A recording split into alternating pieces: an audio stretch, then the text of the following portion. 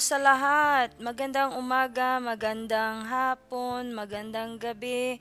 Kung saan man po kayo, welcome back to my channel po.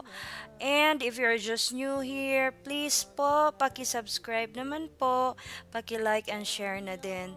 So, may bago na naman pong scamming ngayon, no? So, tinatawag itong parcel scam na umu-order ng mga gadgets online tapos yung dumadating sa kanila is mga baby wipes.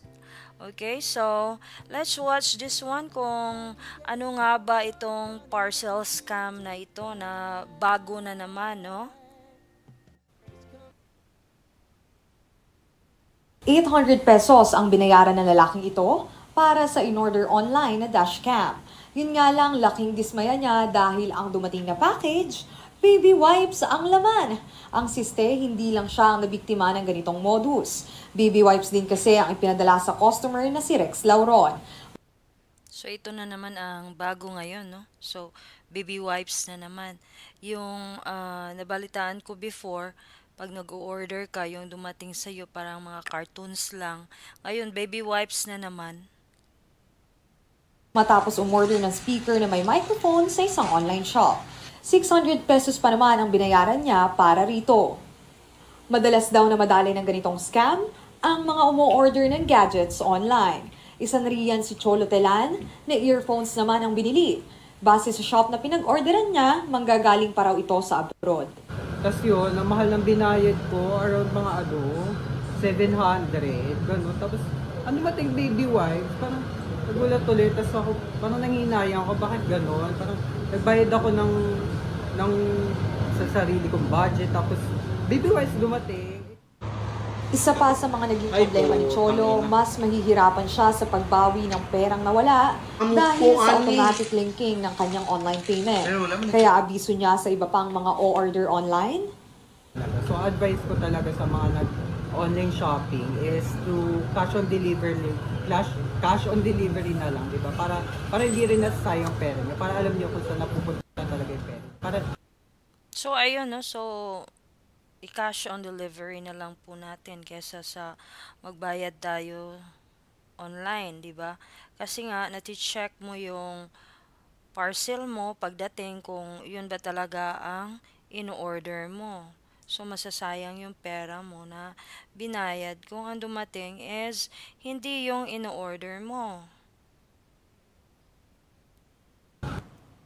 Talamak na ang scams ngayong panahon.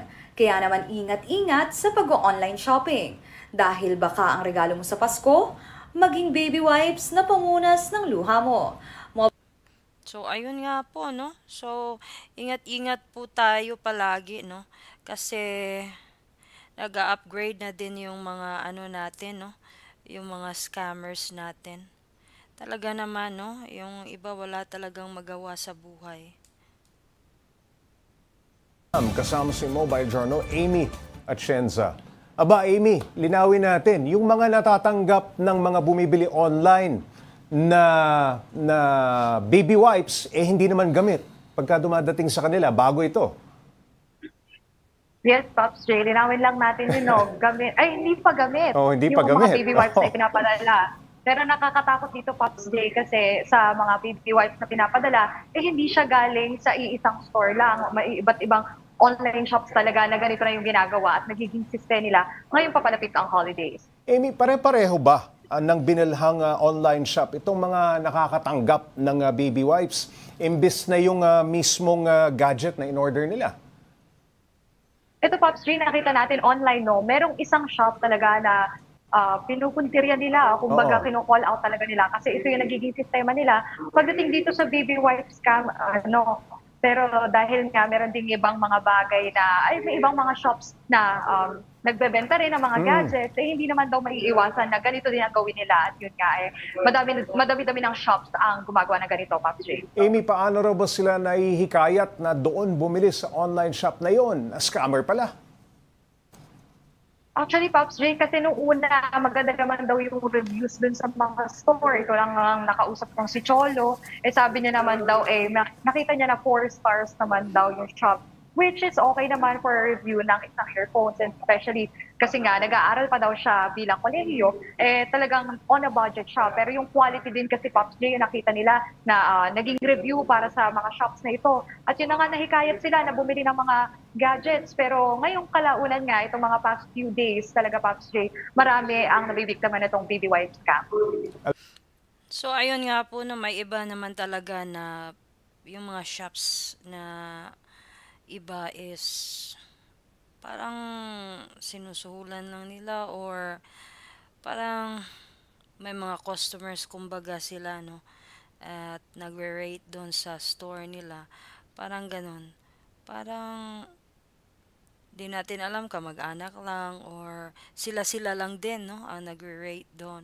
So hindi talaga yun basihan, no, yung ano, yung rating din, no, aside naman sa iba na okay din naman po, most likely tinitingnan ko talaga yung rating, pero ito maganda naman ang rating, pero yun nga, so di natin talaga alam.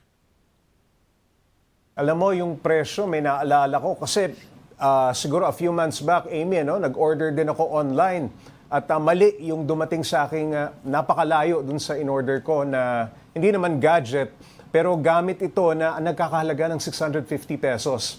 Ang dito sa report mo, 700 pesos. Ano? So around that amount ang kanilang nilalaro kasi madali sigurong ipadala doon mismo sa online shop na yan. Ano?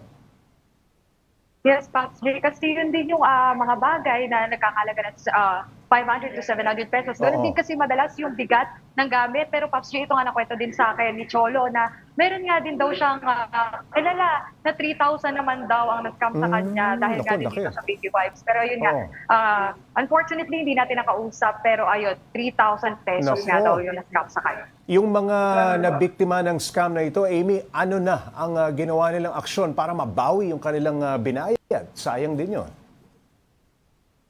Actually, Pops J, may iba namang mga stores or mga e-commerce, no, na talagang ang requirement nila mag-video para mabawi nga itong mga pera Oo. na to. So ayun, meron silang return refund na system para kung sakali naman na meron nga pagkakamaling ganito, maibalik nila. Pero ang pangit Gaano dito kasi, katagal ang Pops J, ang proseso? pinakamasakit Oo. dito, Gaano katagal ang proseso, 3 Amy? to 5 days, Pops J, yung proseso ng pagbabalik nito. Pero ito nga okay. yung nakakalungkot, Pops J, kasi yung ibang mga stores, hindi na nila binabalikan yung mga customers kahit may mga ganitong Dead man na. complaints na nare-receive or may mga complaints na binibigay. Yes, Pops J. Okay, Amy, may safety standard ba ang online shop?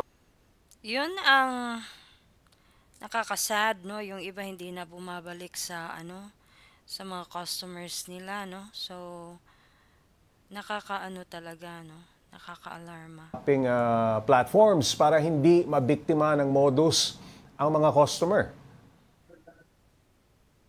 Yes, Pops J, isa na nga dyan yung kailangan nilang mag-video pagkadating ng parcel at pagbubuksan nila. Kaya makikita natin dyan na talagang ino-open pa nila yung boxes nila. Makikita na agad na may mga baby wipes. At yun nga yung nagiging sistema ngayon na kahit pagbukas nila at sa pag-file nila ng complaint, hindi na nga sila binabalikan. So ayun, Pops J, kailangan talagang videohan, picturean, pati di ultimo yung pagbabayad daw sa mga rider, Pops J, pag cash on delivery naman. And also yung resibo kapag nagbayad ka na ng mga binili mo online, kailangan i-save mo muna daw yung mga bagay na yun. I-expect na natin, Amy, dahil malapit na ang panahon ng Kapaskuhan, maraming bumibili ng mga gadget na pangregalo o para sa sarili nila dahil may bonus silang nakuha. No, ano ang payo ng mga otoridad sa mga suki ng online shopping? Actually, Pops J, nung binisita natin yung Bureau of Customs, handa naman daw sila na magbigay ng suporta sa mga ito dahil kalimitan din kasi ng mga parcels na nakukuha ng mga buyers na ito galing pang abroad. So dumadaan talaga sa kanila. At yun nga, kung may mga complaints naman daw, bukas naman daw ang Bureau of Customs. Pagdating dyan at nandiyan din yung customer care service nila, kung hindi kayang pumunta, pwedeng i-email or tawagan itong Bureau of Customs. At bukod pa dyan, no, Pops J, sabi din ng mga otoridad, lalo na dun sa barangay na nakausap ko nga din ni Cholo, talagang kinakailangan na mag-ingat dahil hindi na bago yung ganitong klaseng sistema o kaya ganitong klaseng scams dito sa bansa. Nag-ingat po tayong lahat dun sa mga scammers na yan. Maraming salamat, Mobile Journal, Amy Atienza. So, yun nga po, no? So, palagi po tayong mag-iingat, okay? Kasi po, marami na po talaga ang mga scamming ngayon, no? So, tatandaan po natin yung mga sinasabi ng ating mga authorities, kung ano po ang gagawin, no? So, double ingat po tayo kasi ang hirap po kumita, tapos yung iba is sinisave pa nga nila para makabili lang, no? So, yun po, no? Ingat-ingat po tayong lahat. And thank you so much for watching po nga pala. So, if you haven't subscribed yet to my channel, paki-subscribe naman po and paki-like and share na din po. And thank you so much for watching and have a great day ahead po sa ating lahat.